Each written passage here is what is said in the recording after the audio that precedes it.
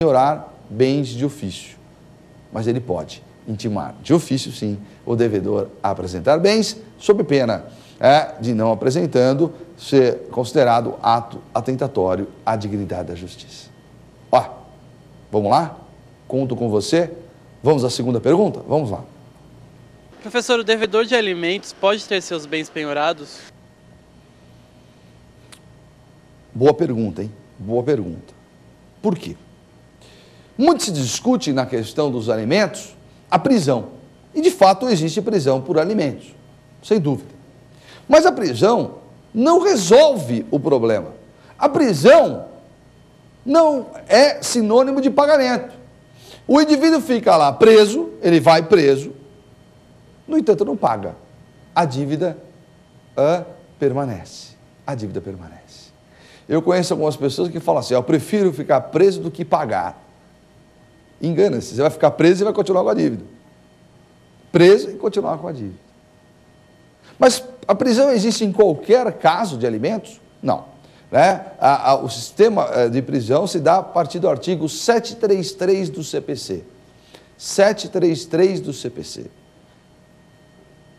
Então, só poderá ser requerida a prisão com relação às 3 últimas parcelas. As 3 últimas parcelas, as parcelas recentes. As demais serão objeto de uma execução comum do artigo 732. Então, vamos lá? Tem 2 execuções. 733, onde tem prisão, para as 3 últimas parcelas. 732, as parcelas mais antigas. E aqui não há prisão. E muitas pessoas me perguntam, mas é opção do credor? O credor pode optar entre o 732 e o 733? Vamos imaginar que o indivíduo não pagou 3 parcelas, que o indivíduo não pagou 3 parcelas. Vamos imaginar isso. Não pagou 3 parcelas.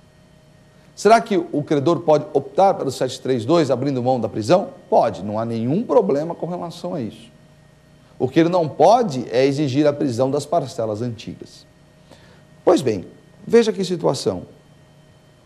Independentemente da prisão, a dívida persiste. Persiste.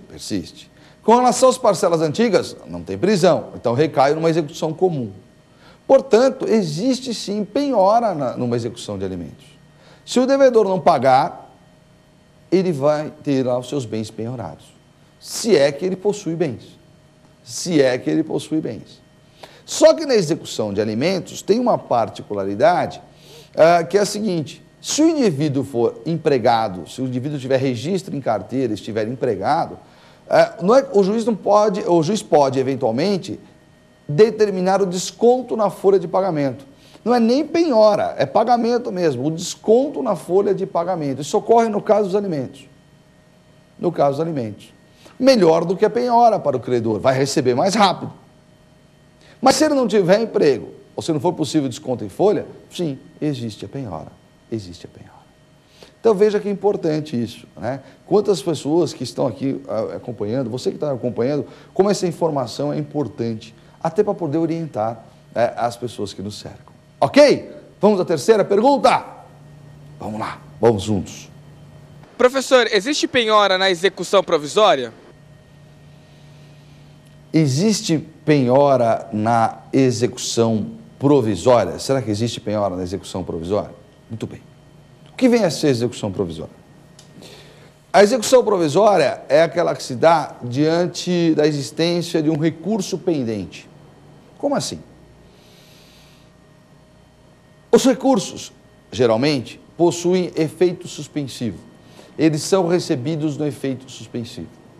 Quando isso ocorre, a parte que venceu, a parte que ganhou aquela ação, não poderá o quê? Proceder à execução do julgado. Por quê? Porque suspendeu tudo através do recurso. No entanto, há alguns recursos, como a apelação, nos casos do artigo 520, são recebidos apenas no efeito devolutivo. A apelação, muito embora tenha como regra o devolutivo e o suspensivo, tem as suas exceções nesse dispositivo que eu acabei de mencionar. Como, por exemplo, o caso de uma ação de alimentos. O juiz julga uma ação de alimentos interposto o recurso de apelação, ele é recebido só no efeito devolutivo. E toda vez que o recurso é recebido apenas no efeito devolutivo, tem o credor, a parte que ganhou, a possibilidade de executar aquele julgado. Só que, claro, nós não temos aqui uma execução definitiva, nós temos uma execução provisória. Provisória por quê?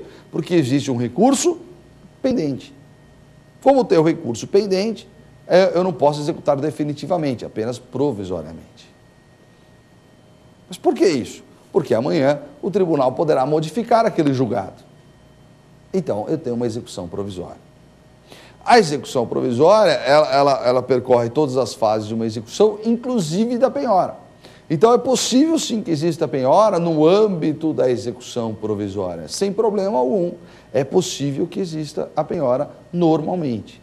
O que difere a provisória da definitiva é a questão do recurso no efeito devolutivo. Só é o que vai diferir uma da outra. Tá certo? Entenderam? Ok? Muito bem, vem comigo para a quarta pergunta. Professor, a multa do 475J é constitucional? Essa é uma pergunta muito profunda, né? Nós poderíamos ficar aqui uns 8 programas falando só disso. Mas, como eu quero que você acompanhe o nosso programa e entenda o que nós estamos falando, eu não preciso de 8 programas, não. Vamos responder objetivamente.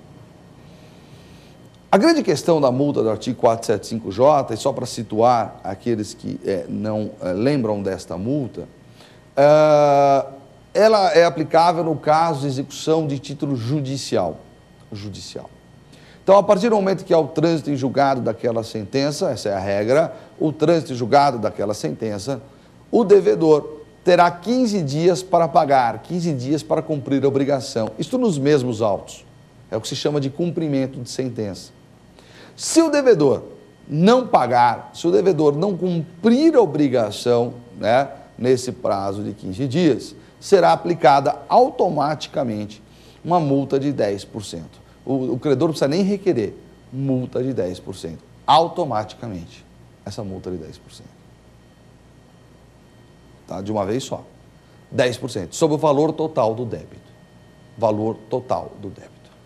Muitos questionam a constitucionalidade dessa multa, porque como é que eu posso piorar a situação do devedor?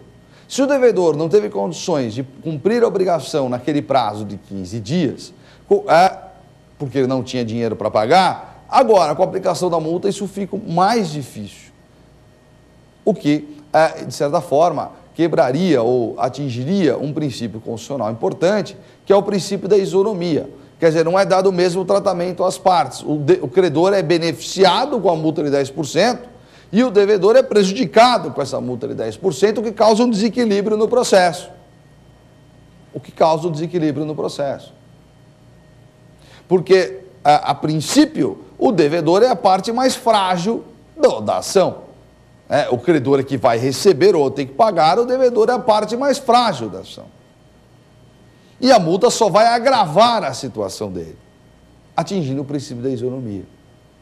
Se assim entendermos, nós podemos até dizer que essa multa é inconstitucional mesmo,